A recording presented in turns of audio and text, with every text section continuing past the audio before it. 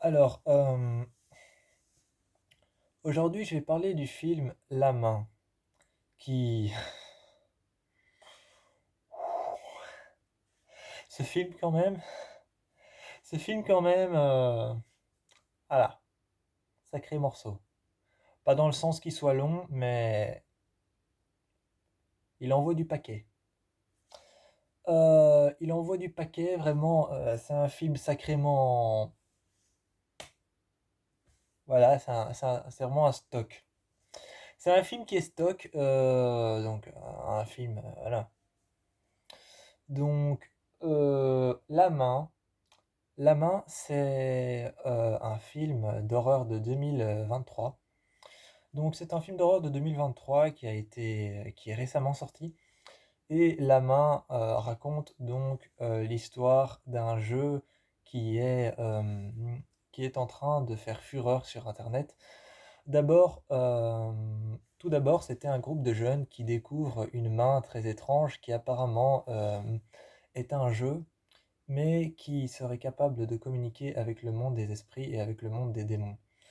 Et un groupe de jeunes se met alors à essayer de jouer à ce jeu et de communiquer avec le monde des esprits et le monde des démons.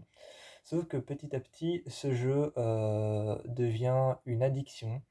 Le jeu devient alors très vite une addiction, très vite une sorte de drogue, et dans le monde entier, tout le monde commence à essayer. Plusieurs séances avec la main sont de plus en plus faites un peu partout. Et un groupe de jeunes va se retrouver avec la main et va commencer à faire plusieurs séances avec la main jusqu'à en libérer, les esprits et les démons qui se trouvent derrière. Donc, les esprits et les démons qui vont libérer vont faire en sorte qu'ils ne vont plus savoir à quoi se fier. Et ils ne vont plus savoir à qui ou à quoi se fier, donc aux esprits, aux démons, ou alors aux vivants ou aux morts. La Main, j'avoue que c'était un film plutôt pas mal, surtout que le film La Main m'a beaucoup fait penser qui, euh, à cette légende qui parle d'une main coupée. Donc il y a cette légende qui parle d'une main coupée qui t'accorde quatre souhaits. Et chaque fois qu'il y a un souhait qui est accordé, il y a quelque chose qui se passe. Ou alors il y a aussi cette légende, c'est la même chose, c'est une main qui est coupée, elle t'accorde 5 souhaits, mais chaque fois qu'un souhait est accordé, il y a un doigt qui pointe une personne et cette personne va mourir. Donc il y a cette légende qui dit qu'une main t'accorde un souhait, mais que dès qu'elle pointe la personne qu'elle pointe, cette personne va mourir. Ou alors il y a une autre légende un peu plus similaire, mais qui est tout autant la même, c'est une main qui t'accorde quatre souhaits et qui t'accorde un souhait, mais il se passe quelque chose en échange, en retour. En retour, il se passe quelque chose et en échange, tu dois faire quelque chose. Ça peut être un sacrifice, ça peut être tuer quelqu'un, ça peut être s'en prendre à quelqu'un, mais en retour, tu dois toujours faire quelque chose pour la main.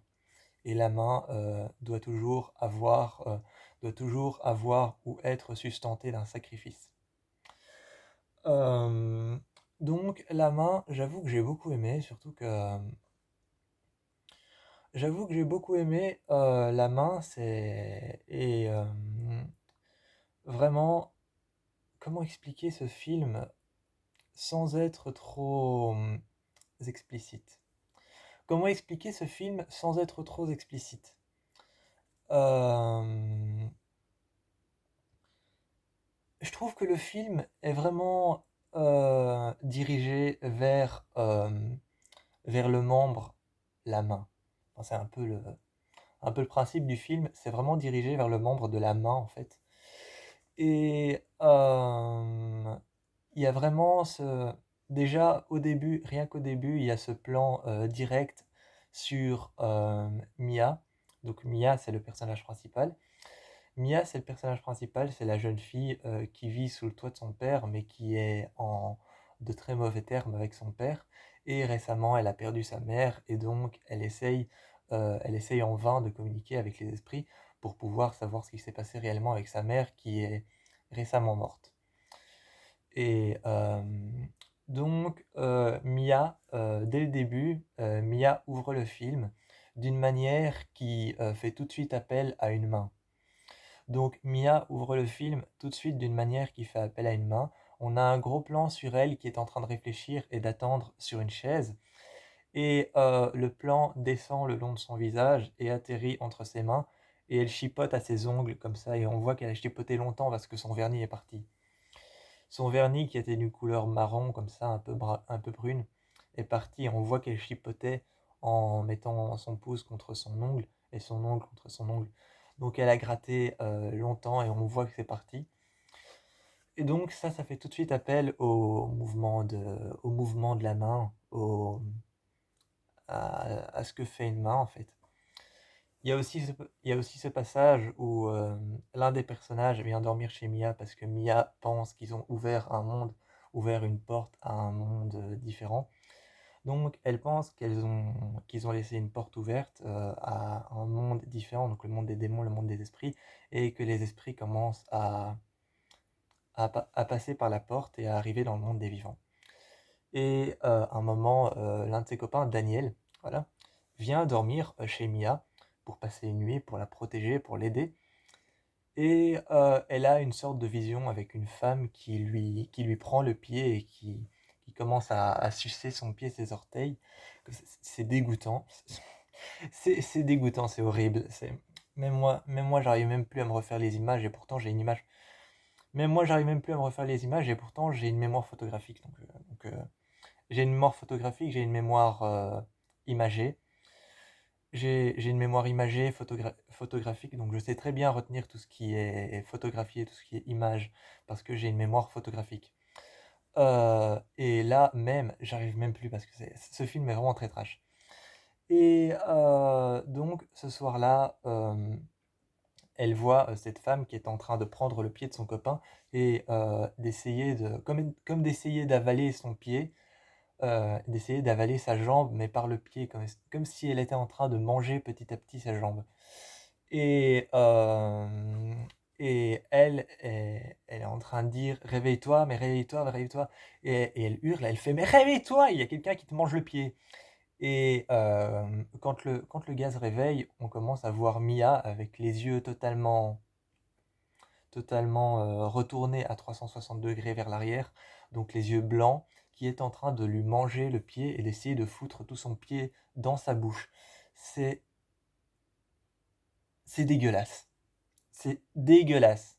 Même moi qui ai une mémoire photographique et une mémoire imagée, qui retient très facilement les images, c'est même pas que j'ai plus envie d'imaginer le truc, c'est même pas que j'ai plus envie d'imaginer le truc, c'est que c'est tellement infect, c'est tellement obscène et dégueulasse que j'ai même plus envie d'essayer d'avoir cette image en tête.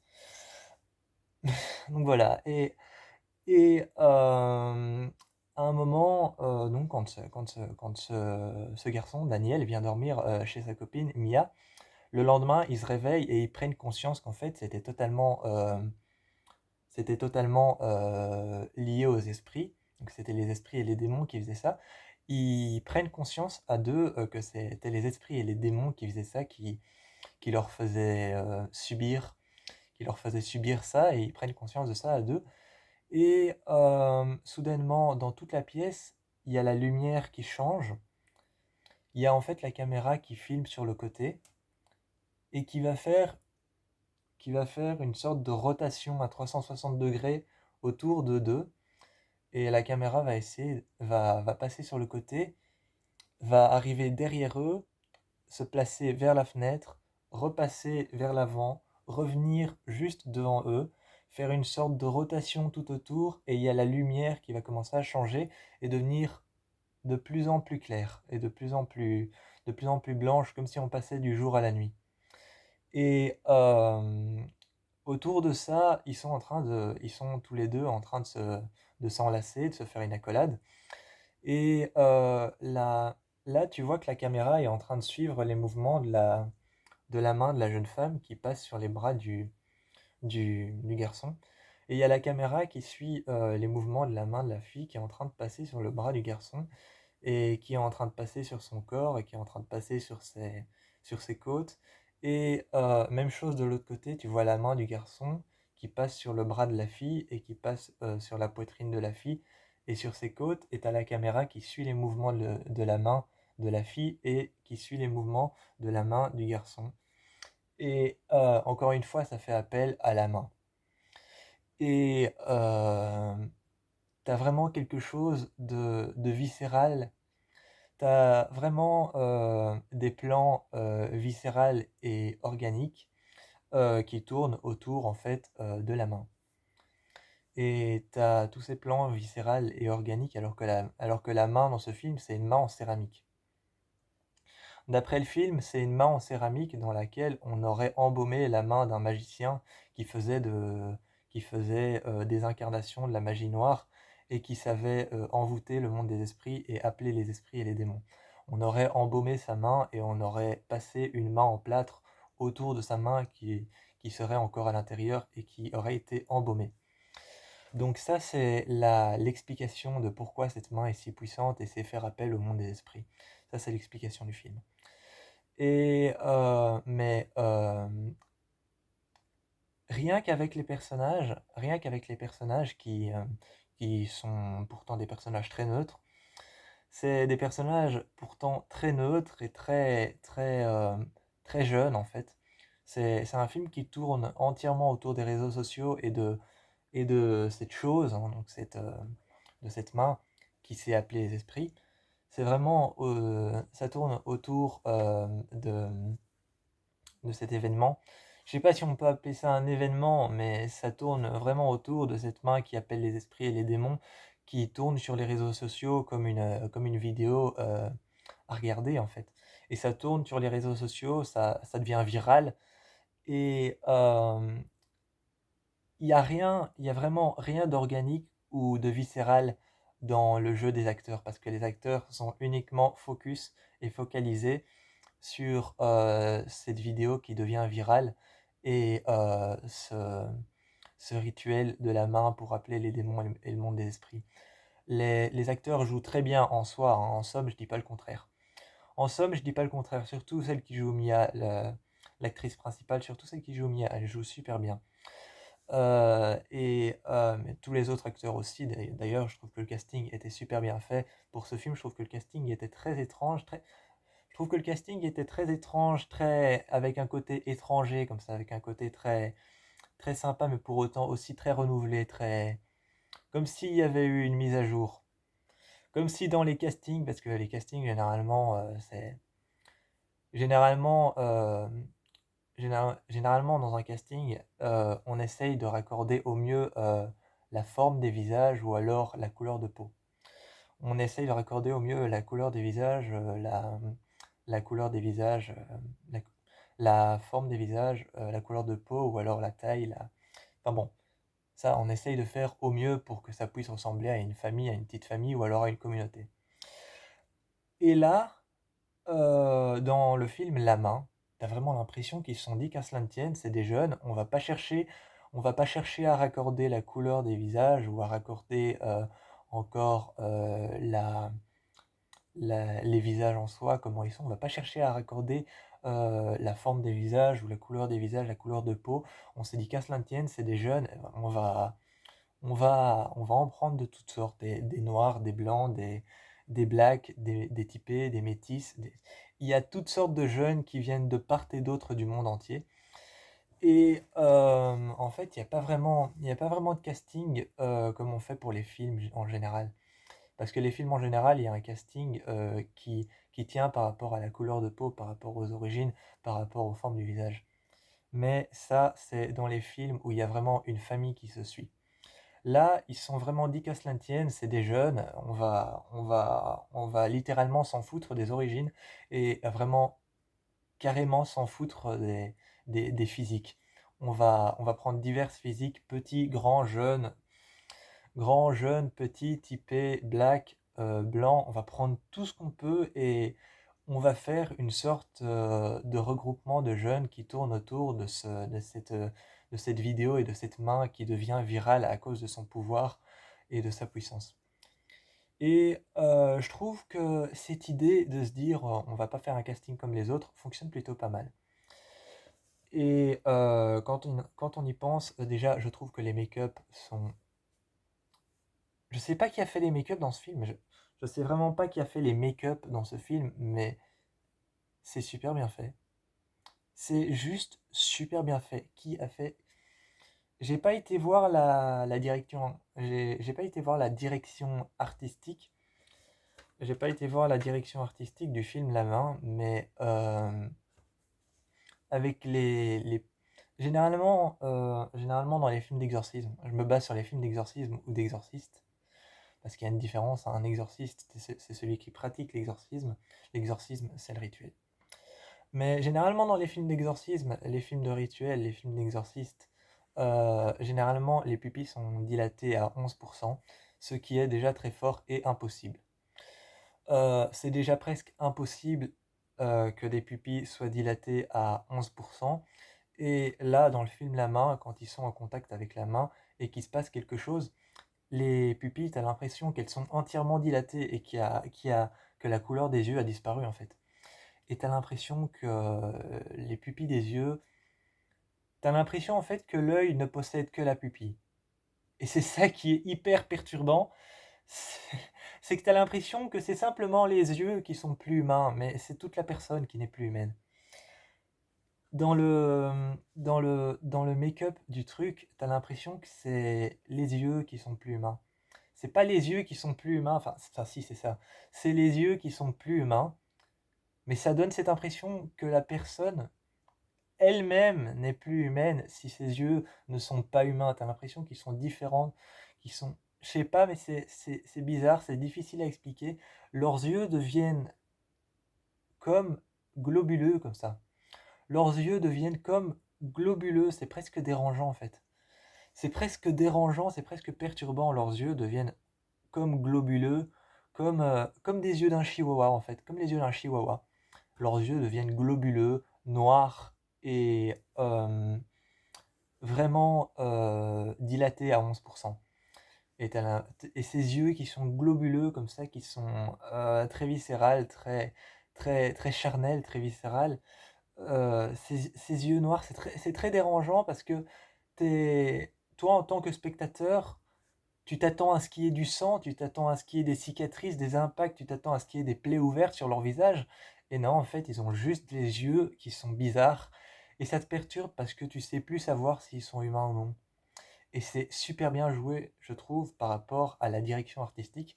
C'est hyper bien joué, je trouve, ce côté de n'avoir en fait touché juste qu'aux yeux. Le fait de n'avoir touché juste qu'aux yeux, ça perturbe en fait l'humain, parce que ça perturbe la personne qui regarde le film, parce qu'elle va se dire comme ses yeux sont plus humains, il y a quelque chose qui, il y a quelque chose qui stimule, il y a quelque chose qui stimule notre cerveau à se dire que comme les yeux sont plus humains, la personne ne l'est plus entièrement. C'est bizarre, mais c'est vraiment super bien joué, c'est un coup de maître. J'ai jamais vu une direction artistique faire aussi bien son travail. J'ai jamais vu une direction artistique faire aussi bien son travail, mais je trouve que le travail de la direction artistique dans le film La Main est juste énorme. Il est juste énorme, parfait, t'as l'impression qu'au millimètre près, tout a été calculé. C'est juste génial. Et quand ils sont en communication avec la main et qu'ils tiennent la main comme ça, euh, ils se mettent, euh, ils se mettent la tête vers le haut, vraiment, comme ça. C'est- c'est dérangeant parce que déjà c'est dérangeant parce que quand c'est des garçons, c'est dérangeant parce que déjà quand c'est des garçons, quand ils sont comme ça, tu vois très fort la pomme d'Adam et c'est très dérangeant, c'est viscéral, c'est charnel, c'est charnel, c'est viscéral. Et quand ils sont comme ça en arrière, tu vois très fort la forme du cou, alors tu remarques un peu les, les différences. Par exemple, si on fait ça et qu'ils sont coincés comme ça, là on sait voir qu'il y a la jugulaire.